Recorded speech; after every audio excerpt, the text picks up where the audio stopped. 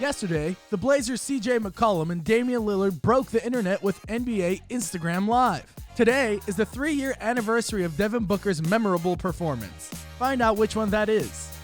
Madison Square Garden's under the spotlight. Bob Facts. We'll be diving into some key facts behind the former NBA Charlotte Bobcats team. Today's date is March 24, 2020. This is episode 6 of Hoops Daily, available on all your favorite streaming apps and YouTube. And I am your host, Rich Elmoyan. What it do, my babies? How we doing? Episode 6, we made it. I mean, 6 is such a random number, but some people decide to think that it's devilish. So, I don't know where you are, but to me, it's an important one. We're one close to 7. And 7, what is it? The number of cheeseburgers that Raymond Felton loves. Without further ado, let's start off with Blast from the Past. On this day in NBA history, Devin Booker of the Phoenix Suns scored 70 points in a 130-120 loss to the Boston Celtics. Booker shot 21 for 40 overall and was 92% on free throws. Already in the first quarter, you could tell that the Suns' offensive production was essentially all on Booker. Of course, on an offensively handicapped Phoenix Suns, Booker had very little help that night. So he took matters into his own hands and in the second half scored 51 points in an attempt to get out of a 26-point slump. Never got there though. Of course, it's Phoenix, come on. But this 70-point performance comes with an argument. Does it mean anything if your team got blown out? Majority of the game, the Celtics were up by at least 15 or 20. So is this performance impressive or selfish? Frankly, I think it was impressive. D-Book, the young fella he is, he's been under Suns dictatorship for too long. The team has been exponentially getting worse. It's not like they've been showing any progress. The dude is just getting out there, getting his paycheck, and just barbecue chicken on him, man. Every single time he takes it left, boom. Every single time he took it right, boom. What else do you want from D-Book, man? He's scoring the night out. But on the defensive end, wasn't much showing up. So the 70-point performance kind of makes sense to me. It's a statement. The guy got a max contract, now he's showing up for it. Of course he's going to put up 70 points. He needed to show some extra work that spoke on behalf of his max contract. Booker is clearly too good for that team, and the executive help is nowhere in sight, and partly due to how frustrating that situation must be in Phoenix. I guarantee that it's not easy to score big on bad teams in the NBA. Seriously. But personally, D-Book's performance was a show to me that I'll forever remember and cherish. On to our next segment, Talk of the Town. The Blazers' backcourt trolled NBA Instagram Live. Now, CJ McCollum and Damian Lillard are close friends on and off the court. Given the demanding Western Conference, it's obvious that the Rip City team backcourt needed this break from the NBA.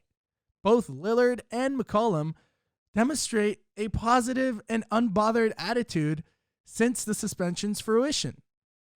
Yesterday on NBA Instagram Live, Damian Lillard and CJ McCollum took over the social media app to catch up and see what's new. Of course, the two are known to goof off. And just believe that Jamal Murray's unfortunate leak of sex tape was only a matter of time to be mentioned in this. Of course, by the fans, that is. CJ McCollum read one of the comments aloud that was so off topic, it was just cringe. Like I don't want to have her. They said my pubes look like Jamal Murray. Hey. McCollum just had to drag Durant into this. Of course, Durant and McCollum have a history on Twitter since Durant's day in the Bay and given McCollum's weird, funny, and savage approach to social cues. It was well worth the laugh, of course, in front of thousands of live viewers on the NBA page talking about pubes. Speaking of thousands of spectators, Madison Square Garden is going through its own rough patch in the publicity. More chaotic than Portland, I believe. The coronavirus chaos adds to the frustration that is already present in New York. The Knicks majority owner, James Dolan, who also looks like Adam Sandler from Uncut Gems, is currently in a lawsuit with New York legend Charles Oakley. An already bad PR move on Dolan's part for okaying the arrest of Oakley. Now he's under the spotlight for not paying Madison Square staff members for the NBA suspended season. Come on, Knicks. Barclays Center is paying their employees as a gesture and recognition of the abrupt halt in sports events. Since the coronavirus, the NBA suspended the remainder of the season. Until further notice, that is. Thousands of stadium employees are now unemployed due to the rapid rate of the virus, leaving vulnerable communities unprepared. To mitigate the pressure, numerous NBA teams have since offered long-term goals for compensating stadium workers, with vows from the Mavs, Hawks, Bulls, Hornets, Cavs, Grizzlies, Lakers, Clippers, and Sixers organization. Other NBA organizations have teamed up with players to contribute via funds, such as Zion Williamson for the Pelicans and Rudy Gobert for the Utah Jazz. Let us know what you think about this whole situation. I mean, James Dolan is kind of an asshole, man. I don't know. Like, the dude has been kind of messing up ever since the 2013 season, which I think the 2013 season was just a fluke of a good year for them. Amari Stoudemire, Carmelo Anthony, Jason Kidd, J.R. Smith. You kidding me? Of course you're going to the playoffs with that team. But ever since then, Madison Square Garden has been in chaos, and it seems like it's going to continue in the near future. Stay tuned. And our next segment is all about the Bobcats. So for many of you out there that are new to the game or new to the concept or just want to learn more about what your boyfriend's talking about in terms of basketball, the Charlotte Bobcats have a special place in my heart. Raymond Felton is just that person for me. So without further ado, there's an honor for me to present Bobcats Facts, also known as Bob Facts. Choosing the Bobcat as a mascot is an unorthodox move in the competitive world of sports, one that the NBA had not seen nor knew that they would live to see. Many often associate Charlotte with the Hornets, but today we don't care about any of the past. Today is about the NBA's fallen comedy show, the Charlotte Bobcats. Where do I start? The Charlotte Bobcats are essentially the Florida of the NBA, ranging from its management to the players, the cringe highlights, the ultimate Jordan curse in basketball ownership, and the absolute worst of them all, the menacingly ugly orange color mixed with the tealish blue linked with unnecessarily unsexy appeal to it. It was the worst. The name didn't stick. The team had atrocious records left and right. Their young talent was Adam Morrison, who plummeted and was remembered as a pubescent version of George Harrison. And in short, it was just simply bad. But within that awful spectrum, you can find beauty in the Bobcats. Almost in a culty kind of style. I mean, it's something similar to Tommy Wiseau's The Room. Just translating it to the basketball world, right? Kind of the best worst team of all time, if you want to say. Which goes very well with the award that I appointed them in my mind. Best worst team name of all time. So let's find out how that really happened. In 2003, the NBA speculated ideas of adding a replacement team in North Carolina. So immediately the horses, or shall we say Bobcats, were off to the races to dub the city of Charlotte's newest mascot. According to sources, the Charlotte Regional Sports Commission organized a citywide help name the team contest, great marketing, of which near 1,250 suggestions were submitted. Turns out the city was close to naming the team after the standout favorite name, the Charlotte Flight. Similar to any other team, you want relevance in the name, usually featuring local anecdotal legends or city landmarks, which, in hindsight, looking at the name Charlotte Flight would not only tie with the Wright Bros' Carolina connection and history in taking flight, but also a sweet deal had MJ stuck around in ownership with his Jumpman marketing. But sadly, due to the U.S. activity in war and aerial missiles, executive management shot down that idea very quickly, as it was the top 3 names left on the list. So, instead, the Charlotte Bobcats owner, Bob Johnson, went with a distant second name, the Bobcats.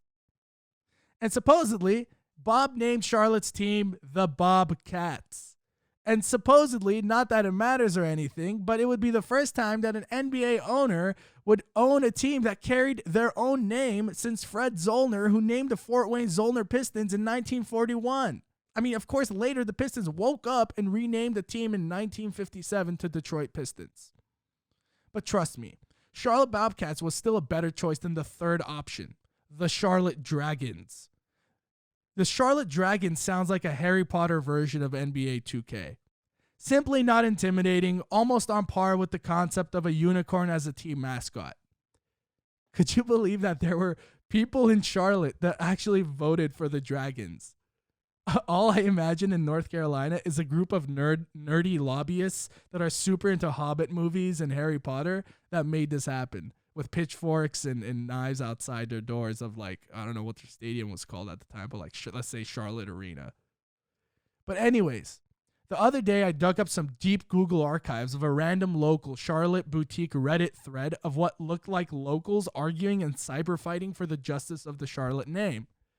Turns out there are some names that were left in the dark, such as the Shin Kickers, the Charlotte Shin Kickers. Notably, hinting at previous owner Shin that took away the Hornets from the city. Or the Charlotte Carolinas, the most confusing of sports names, and even the Carolina Cougars. Rawr. But the NBA, did they not intervene or monitor the name creation? I mean, the NBA had to have some involvement. It's not like the NBA dropped Bobcats off on the first day of school and saw their children turning into some weird monster that was like emo and into Panic at the Disco. Christopher Arena, NBA Senior Director of Apparel, in an ESPN article said, it's important that people want to wear the logo of an expansion franchise because it serves as an important marketing vehicle. Something we saw with LAFC in soccer and Vegas Golden Knights for NHL. Immediately people hopped on the first year. Which, when you think about it, Christopher Arena was kind of right about the Bobcats' fate. The team crumbled as their record and unattractive appeal anchored the team down, with just a few subpar, somewhat above average flashbacks like making it to the playoffs that one or two times or watching Raymond Felton eat a cheeseburger at halftime. The Bobcats never took off. So they took off and came back as Hornets. The Bobcats are such a rare species in the NBA world of history. Is it obvious that I f***ing love the Bobcats? It's almost like the Noah's Ark of NBA's history. It's, you know, it was true, you know it happened, but you're like, did it? So from 2000 to 2014, the Bobcats offered like a comedic show to us. I mean, essentially, it was such a great time. I mean, I just remember Charlotte Bobcats, like that ugly orange teal like thing going on the court where you just like cringe. And at one time they decided to put a racetrack on the side of their, like the black and white racetrack thing that indicates there's a marathon or something of NASCAR. Yeah. That's what they decided to put on their jerseys. Oh, and by the way, the person who designed the Bobcats logo turned out that it was a personal designer for LeBron James and Tiger Woods. And when this person was coming up with the design, he said, why don't we pick the color orange? It signifies a basketball. Bob Johnson, the owner, said, I like that idea. But no one knew that Bob Johnson was from University of Illinois, which already had the color orange in there. And guess what? The Charlotte Bobcats, yeah, the Bobcat is a common animal in North Carolina, but guess what? One time I had a cockroach in my food in St. Louis. I'm not going to name St. Louis the Cockroaches. Just because it exists doesn't mean you have to. So if you're out there learning from this mistake, which clearly the NBA didn't, naming the New Orleans Pelicans the Pelicans, stop naming it after animals, especially if they're related to your state, because no one gives a f*** about your state. We want good names that tie in with the history, similar to how the Hornets have some significant background in American history, similar how Detroit Pistons have literally Pistons being made in Detroit. So how about this?